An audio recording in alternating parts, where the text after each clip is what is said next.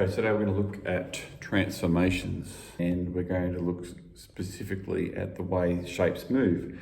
So here we have a Cartesian plane, so we've got our x-axis and our y-axis, and we've labelled all of those. And so 1, 2, 3, 4, 1, 2, 3, 4, 5, 6, -1, -2, -3, -4, -5, etc. And -1, 2, 3, 4 in that direction as well. The point here in the middle where the two lines cross, okay, so 0 on the x-axis, 0 on the y-axis is the origin, okay, and we can represent that as 0, 0, 0 as the coordinates for that. So the first thing we're going to look at is the idea of translation, so translate, okay, so it's up here, and what that really means is to move a shape across and up or down, okay, or it could be across and up or down. So there are our movements. So here we have a rectangle, and I've marked little dots on it here so that you can see as it moves, whether it rotates or things of that nature, okay. So the first one we're going to do is translate 5 right, 2 down. So effectively, what I'll do here is I'll just put a border around where this original shape was. Okay. Right. And then I'm going to mark each of the corners here. So that's A, B, C, and D, all capitals of course. Okay. Then as I move my block, that shape will be left behind as the original, and then we'll show you what to do with it a bit after that. So we want to go across. Okay. So what we can effectively do is take the corner here, C, and we're going to move it across 5 right. So we're going to go 1, 2, 3, 4, 5. Okay, and that's going to be our new coordinate here. Okay, so that's our first move across to there. Okay, so we've translated it across. It hasn't spun in any shape. You can still see that the dot that was originally the dot in this corner here is still there, and the 2 dots that were up here are still there, okay? So that's our first move. Our second move is 2 down. So we now want to go 2 down from there. So we can go 1 and 2, so we're lining up with here. Okay, and so we go down 1, 2, and that becomes our new location, okay? And we indicate that with our new vertice markers. So that's an A with a little apostrophe on it, B, C, and D, okay? And often with a question like this, you'll be asked to list the coordinates of the new shape, okay? So for each of those, for D here, for example, it'll be 1, -1. So the 1 here, -1. The C here will be 4, -1. The A up here will be 1, 1. And the B here will be 4 and 1. Okay, so that's translation.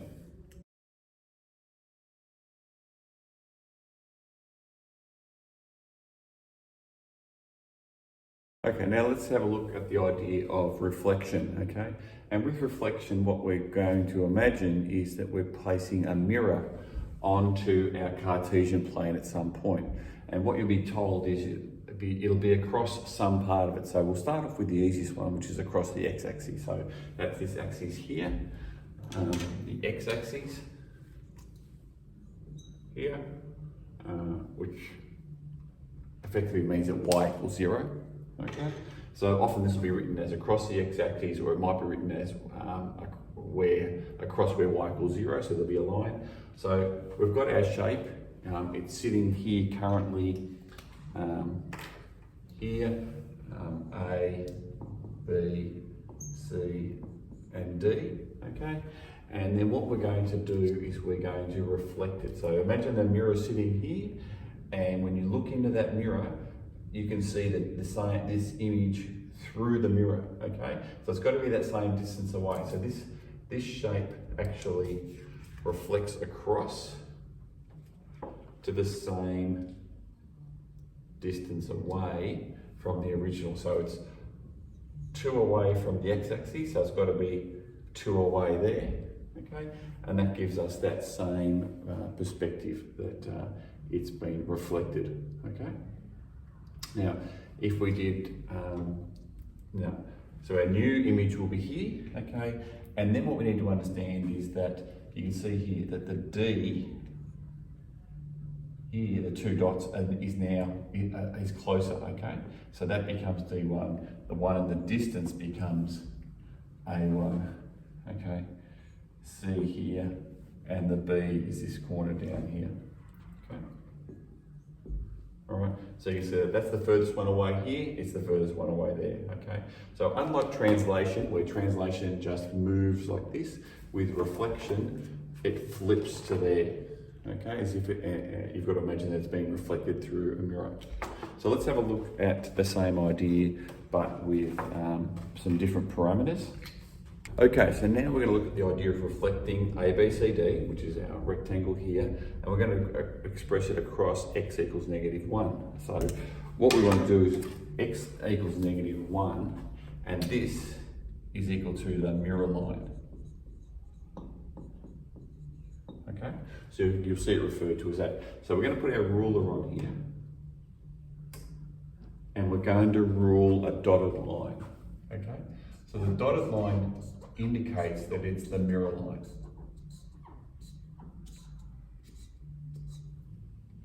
Okay. That's our mirror line just there. Okay.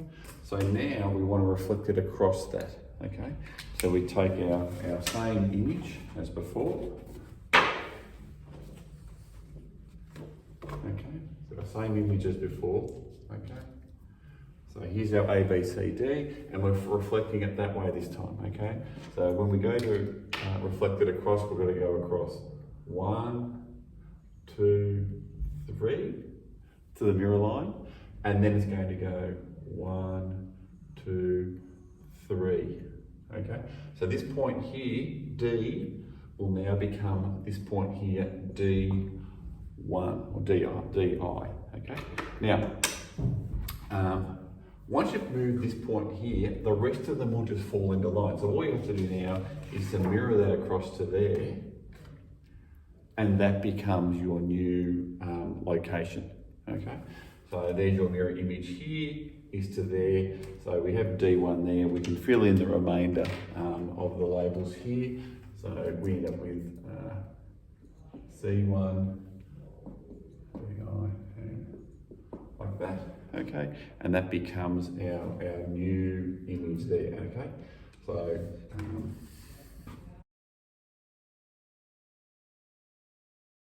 all right, let's now look at rotation. So with rotation, what we're doing is we're rotating our image either clockwise or anti-clockwise, and we typically would be rotating it either 90 degrees or 180 degrees.